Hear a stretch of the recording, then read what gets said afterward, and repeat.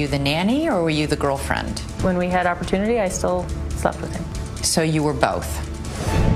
Tonight on 2020, the notorious murder case of the doctor with the perfect life and the perfect wife until she was found dead in a bathtub. She's unconscious, she's underwater. He said, I'm getting away with murdering my wife. And he goes, oh no, I'm glad the is dead. And what about the nanny named Gypsy who entered the picture? It looks like you've come in to claim your prize. Gypsy Jillian Willis. Her name is Gypsy. Jillian Willis. The person coming over's name was Gypsy. Tonight, the whole story. Grieving daughters forced to play detective against their own father. And I was just screaming. Killed her. And the question that remains, was the nanny part of the whole scheme? And she's actually the girlfriend to the funeral. You crashed her funeral? I realized that it looks pretty cold on the outside. Pretty cold? It looks callous. The Perfect Nanny. Here now, Elizabeth Vargas and David Muir. As we come on the air tonight, a doctor and husband sits behind bars waiting to learn just how long he'll be there for murdering his wife. A case that's now back in the headlines because tonight a key player is talking to Elizabeth. That's right, David. I've covered this story since it first began more than 5 years ago, and one question kept coming back. How could such a picture-perfect marriage crumble so quickly, ending with pills and murder, and a healthy wife found dead in a bathtub?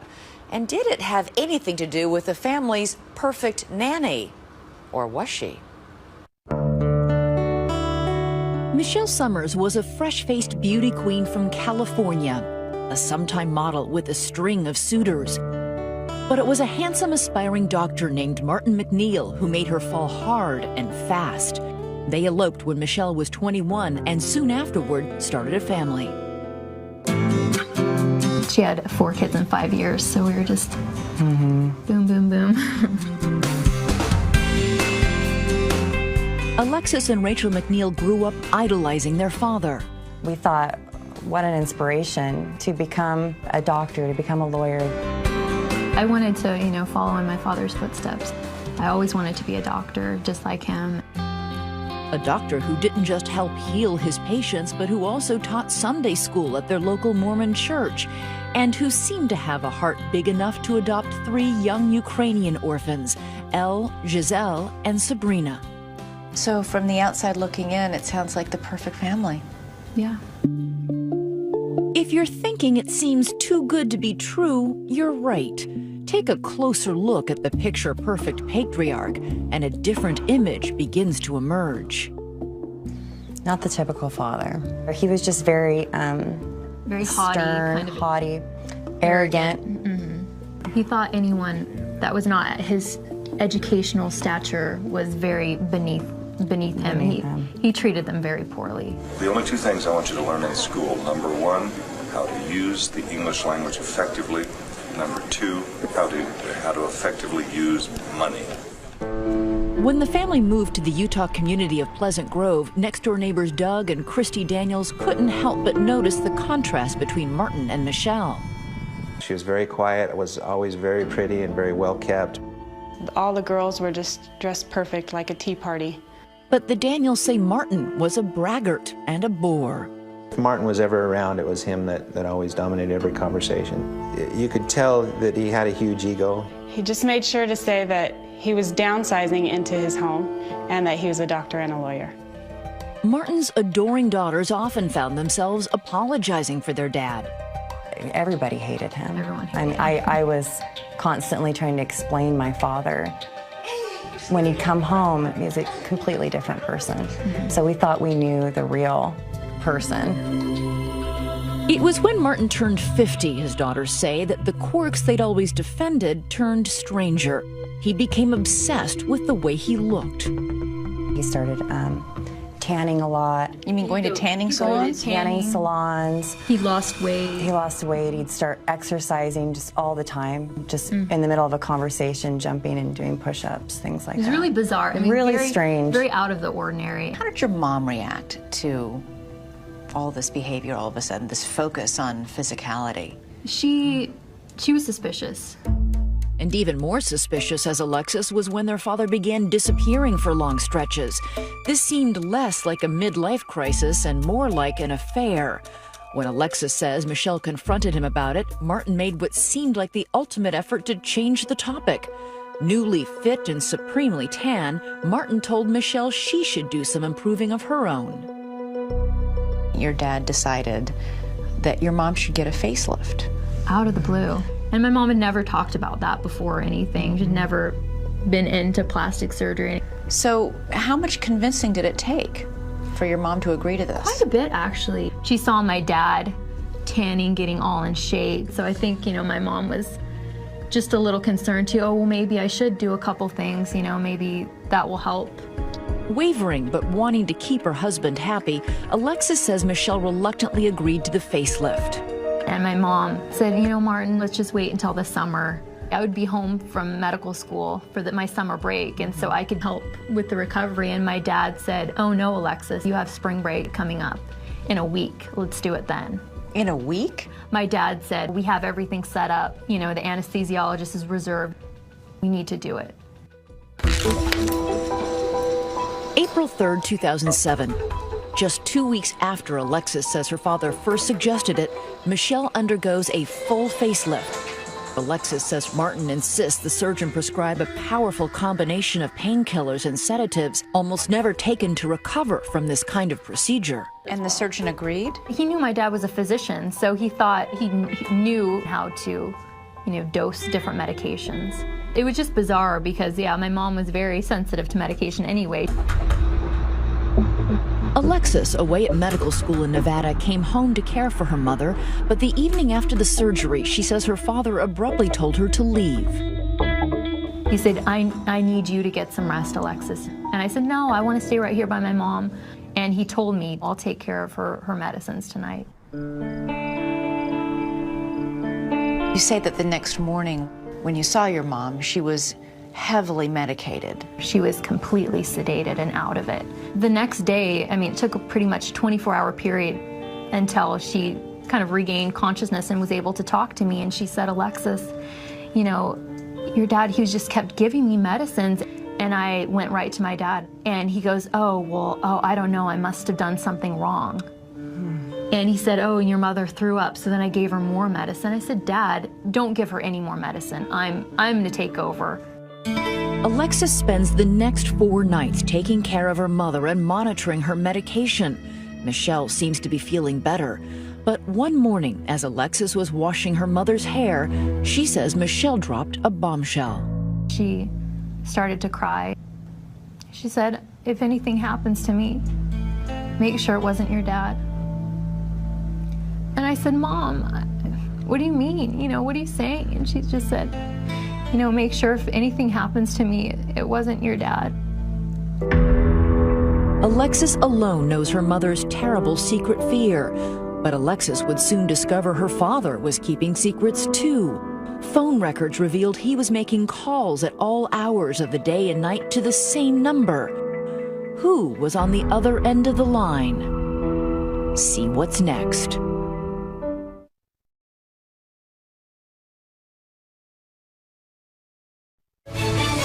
The Perfect Nanny continues. Once again, Elizabeth Vargas.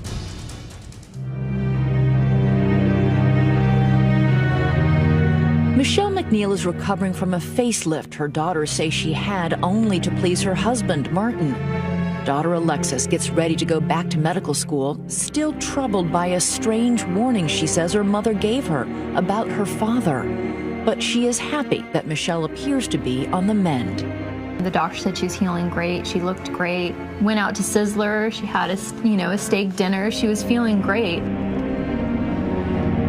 They dropped me off at the airport. I just remember looking back and seeing my mom and waving.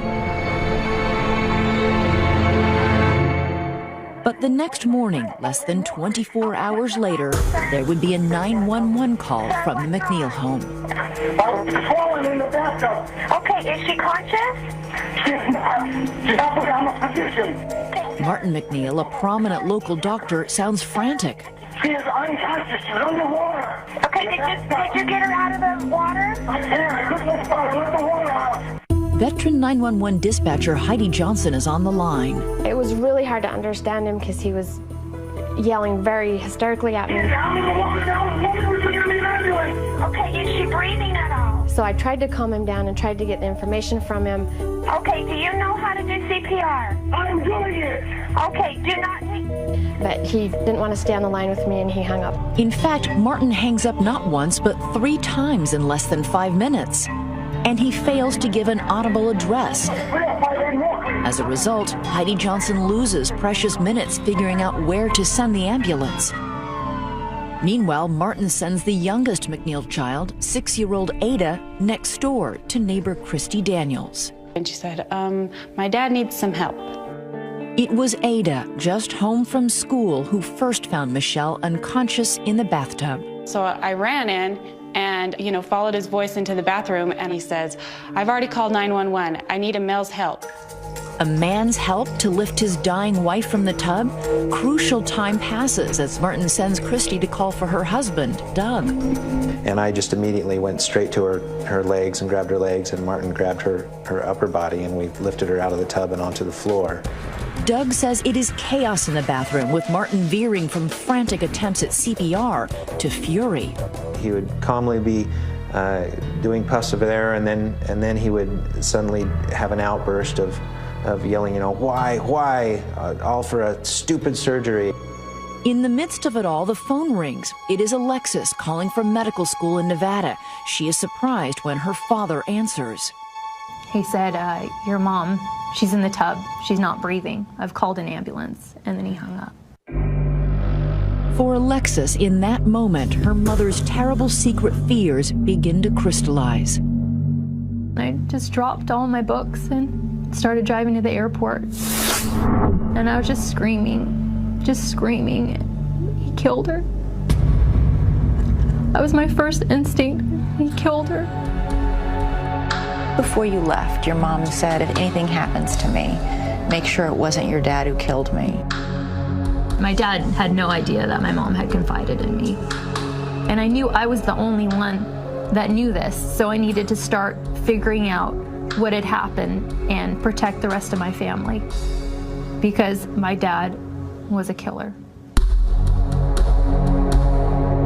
Alexis's older sister Rachel has also been trying to call home and finally gets through to her father. I said, Dad, what's going on? Is it something with Mom? And he said, Rachel, come home. And so I called Alexis, and I said, Alexis, I know it. Mom's dead. I said, she's dead. And Alexis said, yes. Stunned and grief-stricken, the two sisters return to their parents' home. Alexis takes Rachel aside. She walked with me into the closet and said, Rachel, Dad murdered Mom.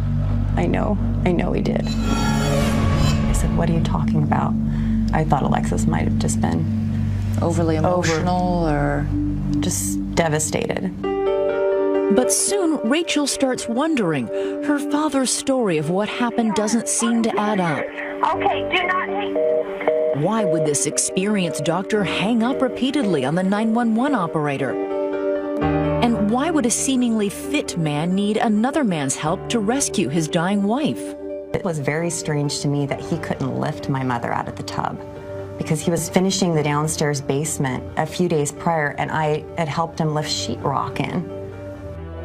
And Alexis had her own questions about Michele's pills. She asks her father, where are those powerful painkillers and sedatives, and how many did her mother take on a morning when she had been recovering well from her facelift? I said, where's the medicine? And he said, I don't know where it is. Check in the garage. But she finds no medications, and when she asks her father again, he says they've been thrown out. And why? It was making him too sad to look at, to see this medication. I mean, as soon as I heard that, things were just starting to add up. Everything was adding up. Now both sisters begin to suspect the inconceivable. because Alexis tells her sister about something else that happened just weeks before Michele died. When her father had started to disappear for long stretches, Alexis says her mother asked her to do some late-night investigating. While he was sleeping, I went online and printed out all of his phone records. And we found this number that he'd been calling a lot. A number being dialed day and night. Alexis did an online search. And it popped out the name of the person. And it was? Gypsy Jillian Willis. And my mom was like, who's this? I mean, we thought it was maybe some like stripper or something. Who's named Gypsy? Who is Gypsy? Well, meet Gypsy Jillian Willis, a 30-year-old nursing student when she met Martin MacNeill in an internet chat room. Her screen name, Phoenix Sheba. He told her his name was Joe. He sent me a message. He asked me what I knew about quantum physics. You bonded over quantum physics? There was just instant chemistry. He was tall, he was handsome, he was very well spoken. Did you know he was married? I did. Yeah. And that didn't ring any alarm bells for you on the ethics front? Not at that point. I wasn't looking for a serious relationship, and he told me that he had a perfect life, that he had a perfect wife. A perfect wife and a suspicious death. 3 days after Michele was found dead in the bathtub, her grieving family attends her funeral. And standing in that crowd that day, Martin's lover, Gypsy. Why would you go to her funeral? Who invited you? No one invited me. I just found out where it was. You crashed her funeral? I had felt sorry that I had been involved with Martin inappropriately. I felt that was sorry. the way to show that sorrow, was to go to her funeral? No one knew who I was. Martin knew who you were. Martin knew who I was, and that's why I was there. I knew it would be a hard time for him. Gypsy isn't about to let Martin's mourning distract him. She sends Martin text messages in the middle of Michele's funeral. She had even sent him semi-nude photos of herself the day after Michele died. You did send him 2 suggestive pictures of your naked back. Why did you do that? I wanted to keep his attention. It's cold. It sounds heartless. I'm sorry. But I knew that he would be having a hard time, not thinking of me, and that was selfish. You understand that from the outside looking in, you're having an affair with this man, the wife inexplicably dies, you show up to her funeral, send him text messages during the funeral. It looks like you've come in to claim your prize. I did not look at it like that. But that's what it looked like to Martin's daughters when they made another startling discovery. We'd come to find out that my dad had been dating Gypsy for several years before my mom's death. Less than a month after his wife dies, Martin MacNeill moves Gypsy into the house to care for his motherless children. So were you the nanny or were you the girlfriend? So what do you think of Gypsy? And if you had the chance to interview her, what questions would you ask? Tweet me using hashtag ABC2020. We'll be right back. Still to come, how did Martin MacNeill's fairy tale marriage end up in a bathtub with a 911 call and his wife lying face down? Or was she? This bathtub, ladies and gentlemen, has an important story to tell. The Perfect Nanny continues next.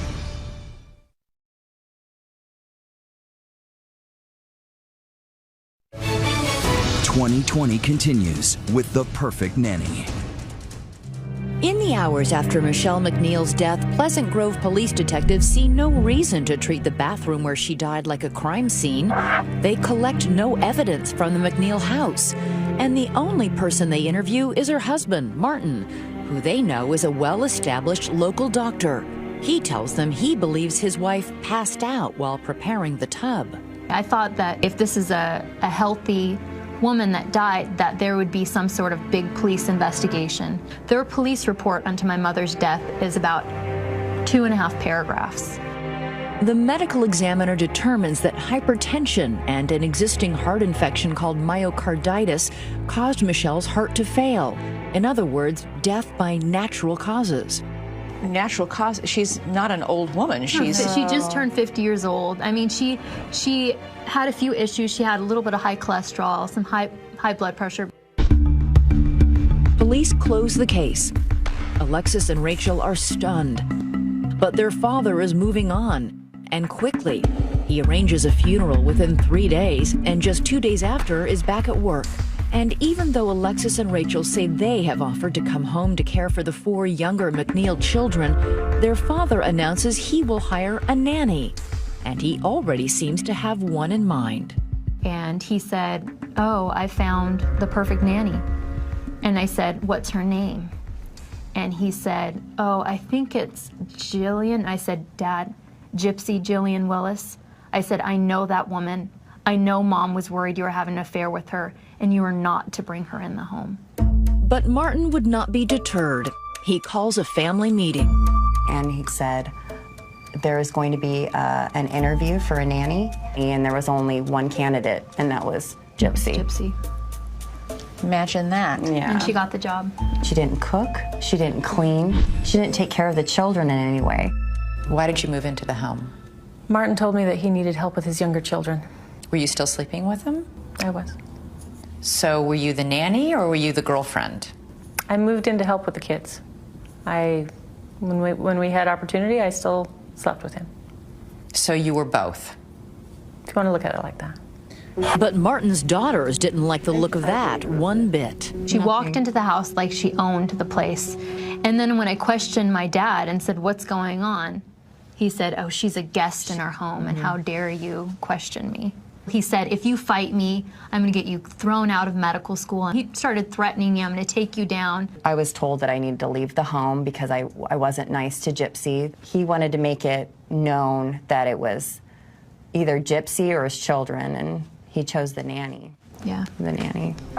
3 months after moving into the MacNeill home, Gypsy took Martin back to Wyoming to meet her parents, Harold and Vicki Willis. He said, "I never loved Michelle, but I loved Gypsy."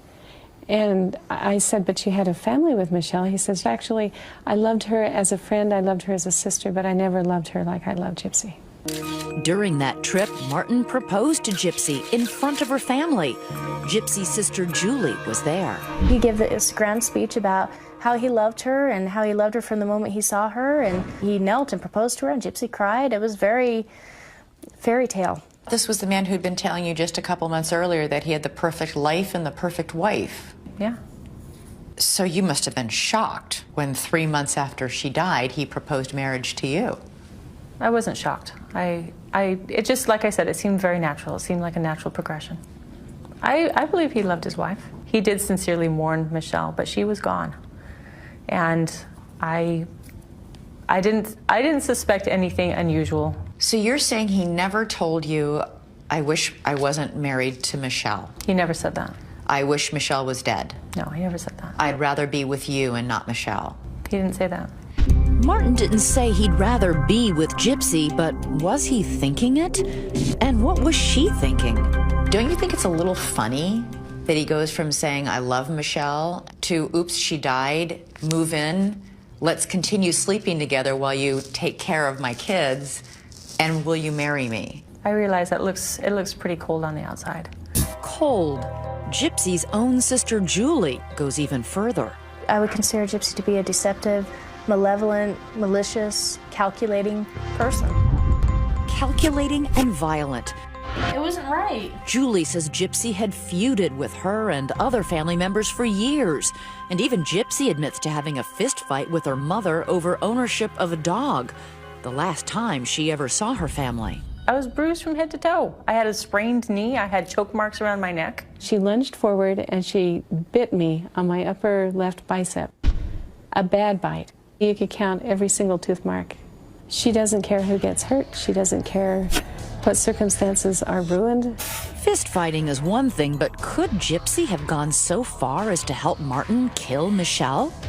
If she sees something she wants, she will rationalize it to herself to the point where she will get that. And it doesn't matter who stands in her way. Those are your family. I know. They think that you're capable of murder. They are horrible and they are hateful. It is appalling that my family would say such things. And I think it is completely unfounded and unjust. In this family feud, is Gypsy sistered embittered, or the person who knows Gypsy best? Julie Willis says Gypsy found the perfect match in Martin MacNeill. In a bad way, they were perfect for each other. Together, I believe that they are perfectly capable of killing Michele. They're like a pack of dogs. One dog alone might be malicious, might take a nip out of things, but two dogs together hunting are lethal. Stay with us.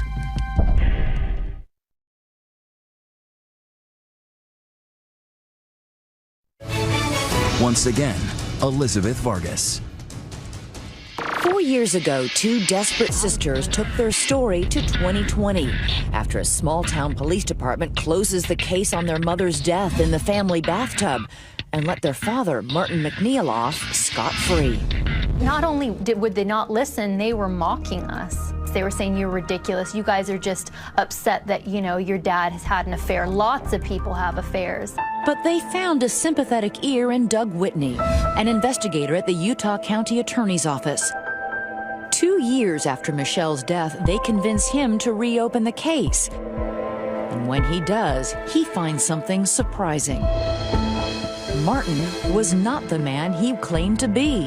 This prominent doctor and lawyer actually had a life based on 3 decades of lies, stretching all the way back to his days in college and his school transcript. His entire career is based on falsified transcripts from different colleges. Well, so then how did he go about practicing medicine? The guy is brilliant. I'm not saying that he's not smart. He just didn't take the necessary classes. And he lies. And that was only the beginning of his lies. The summer after Michele's death, Martin stole his 14-year-old adopted daughter Giselle's identity. He applied for a new Social Security card using Giselle's personal information and Gypsy's name. They went into court and changed the birth date, 20 years. That's called perjury. Now there's 2 people with that Social Security number. There's 2 people with that name. And that new false Social Security card number was only the beginning. How did this idea come up to take Giselle's identity, her Social Security number, her passport, and adopt it as yours? When I got together with Martin, I had a lot of tax debt, probably in the range of $50,000 or $60,000. This was Martin. This is Martin's idea. This was Martin's activity. Why did you do it? I said I didn't want to. He said that this is the best way to do it. It's temporary. It's not going to hurt anybody. No one will notice. But someone did notice, namely Doug Whitney, when he starts looking closely at Michele's death. He discovers that Martin and Gypsy are amassing fake IDs all over Utah. You're talking about a state ID card. You're talking about bank accounts that were opened up under false names. Martin did a lot of things that were not very sensible. So you're saying Martin did all of this without your knowledge? He would tell me he was doing things, and I'd be like, okay, whatever. You got 2 fake military ID cards, 3 joint banking accounts using a fake name. You got a fake birth certificate, a fake Utah state ID card, and a fake Social Security card. And you're saying all you did was sort of sign away and not ever ask or wonder how many laws I've broken? How could you be a passive participant in that? Martin was very powerful. He was very influential. I just assumed that he knew what he was doing. He'd been successful all of his life. Gypsy, you're an educated person. You bonded over quantum physics. And now you want me and us, the authorities, to believe that you just checked your brain at the door and agreed to all this? When you love someone, you do things that don't make a lot of sense. He had everyone confused. He was this pillar of the community. He'd been bishop twice. I mean, he had all of the accoutrements to be convincing.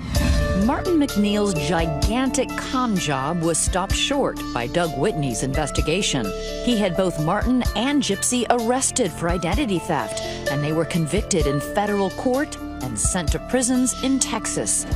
And while they are behind bars, investigators go for broke and work to pin Michele's death on Martin.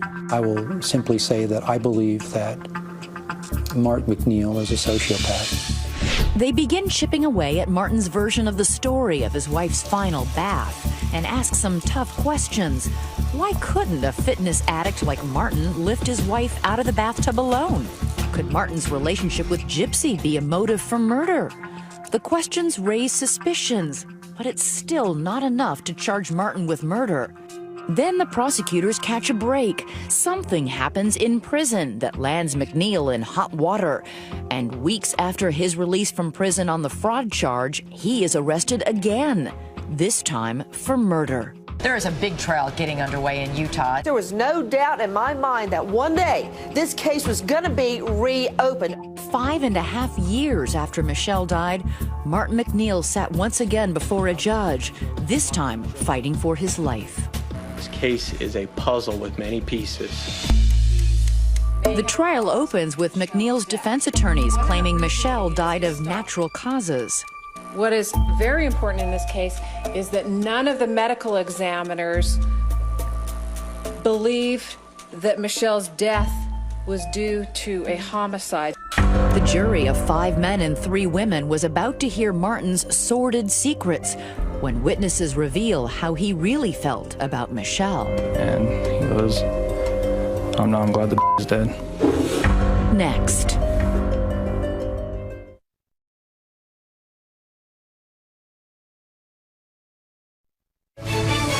"2020's The Perfect Nanny" continues. Once more, Elizabeth Vargas.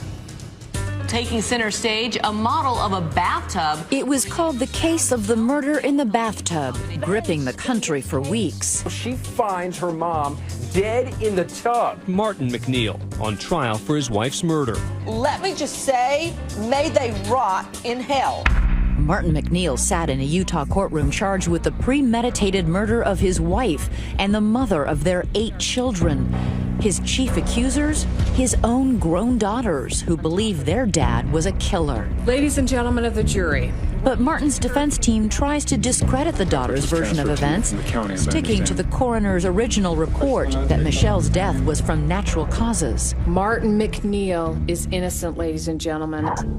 The trial begins with Michele's cosmetic surgeon, Dr. Scott Thompson. Good morning, Dr. Thompson. Good morning.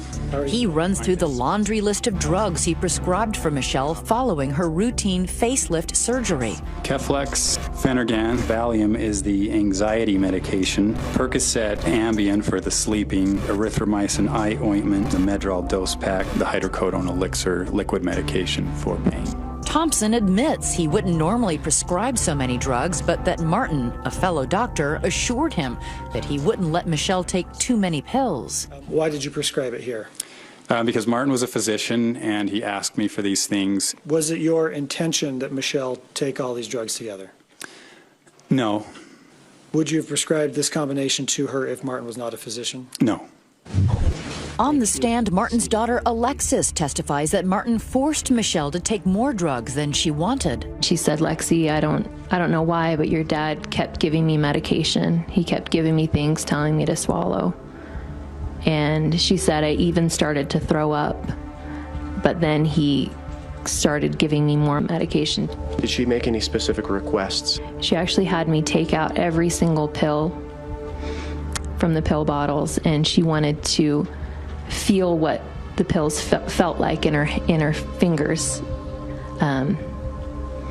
so that if my dad tried to give her anything, she'd know what he was giving her, because at that time she couldn't see. But the jury would not hear a crucial piece of evidence, something that Alexis revealed to 2020 about Michele's fears just days before her death. She said, "If anything happens to me, make sure it wasn't your dad." Those damning words are ruled too prejudicial by the judge. The jury never hears them. So the prosecution instead hones in on Martin's movements the morning Michele died. There's about an hour-and-a-half period of time where no one really knows where Martin is. A timeline shows a 90-minute gap between the time Martin left work and when he picked up 6-year-old Ada from school. Plenty of time. Rush home, take care of your business, give Michele the drugs, fix her up a bath, get her in the tub, hold her head down for a little while, and help her out. Witnesses say Martin was frantic that day. I could hear Martin yelling that he needed help. I asked him what happened. And what did he tell you? He said, well, he went into the room and he described it as he saw her face down the wrong way in the tub. As a crucial centerpiece of their case, prosecutors haul in a replica of the bathtub where Michele was found. This bathtub, ladies and gentlemen, has an important story to tell, okay? Witnesses reenact what they saw. Neighbor Christy Daniels testifies that when she entered the bathroom, she saw Michele facing up and lying inside the bathtub, partially undressed. That contradicts Martin's description of the scene. Was Michele dressed or not? What I remember is Michele had a long black sleeve shirt on and nothing else. Okay, no bottoms. No bottoms. Prosecutors argue that Martin tried to make it look as though Michele had been taking a bath and that she slipped under the water. But he had been interrupted when the neighbors arrived sooner than he expected. It's a very small bathtub. It'd be almost impossible in this bath to slip under the water. So why would Martin try to stage a drowning accident? Prosecutors argue it all comes back to Gypsy. He was at a crossroads. He had to choose between Michele and Gypsy. He chose Gypsy. He chose Gypsy over Michele. And although it is Martin MacNeill who was on trial for murder, it seems as though everyone has something to say about Gypsy. It's Gypsy Jillian Willis. Her name is Gypsy. Gypsy Jillian Willis. The person coming over's name was Gypsy. Jillian Willis. The jury hears how Martin lied to his children, telling them Gypsy was just the nanny. Because she was nothing like my mom. Did you ever see your dad and Jillian interact? Yes. What did you see? I remember her going up into my dad's room at night and then have the door closed, and I just remember staying up at night thinking, what in the world? I mean, I thought she was our nanny. Why is she up in Dad's room? The testimony of his children may have been devastating to Martin MacNeill, but what may have sealed his fate was a string of inmates from his time in prison while serving 2 years for identity fraud. Did Martin talk to you at all about the relationship he had with his wife before she died? A little bit, yes. Do you recall what he said? That she was not going to let him keep cheating on her. Did he say whether he actually was cheating on her? Oh yeah, he told me about his girlfriend. Did he tell you what his girlfriend's name was? I don't remember. I don't recall. Her name was Dipsy or Gypsy or something like that. Some of the inmates request that their identity be concealed for fear of reprisal in prison for snitching. Doc, they say you murdered your wife. And he's like, I can get away with a lot of things. Did he say anything else about that? Yeah, he's getting away with the murder of his wife. He called her And I just went up to him and said, hey man, I apologize about your wife. And he goes, I'm glad the is dead. Okay. The prosecution rests its case, and the defense calls a handful of character witnesses and a medical examiner to drive home its main argument, that there is no proof that Michele is a murder victim. Is there a real possibility that the inmates are not telling the truth? Yes, there is. Defense lawyers continue to cling to the original autopsy report, citing a natural death. They don't rise to the level of proof beyond a reasonable doubt. The jury doesn't buy it. Has the jury reached a verdict? After 3 weeks of testimony and 11 hours of deliberation, the jury returns a verdict. Martin is stone-faced, listening as it's read. As to count 1, murder, guilty. Guilty of first-degree murder. It was such a relief. Been fighting for this for so long, and I never thought we'd come to this day. I never thought it would make it to even trial, and then to be in that courtroom and hear guilty just was a flood of emotions. Alexis's father will likely be in prison for the rest of his life, and the woman at the center of the storm, Martin's mistress, Gypsy, she has an alibi for where she was the day Michele died, and she was never charged with anything related to her death. But Alexis is not convinced. I do believe that Gypsy was involved with my mother's death. She was the motive, and I know she knows more than she portrayed in court. So many people think that you must have known. No. Or that you were in on it. That is incorrect. Michele's daughters choose not to dwell on that question. Finally having justice for my mother, who means everything to me. and she was taken away from me, from all of us. And we're finally getting justice for her. Tonight, Martin MacNeill is still behind bars, waiting to be sentenced. He faces 15 years to life. As for Gypsy, she's now hired a publicist. She says she's got a story to tell. We'll be right back.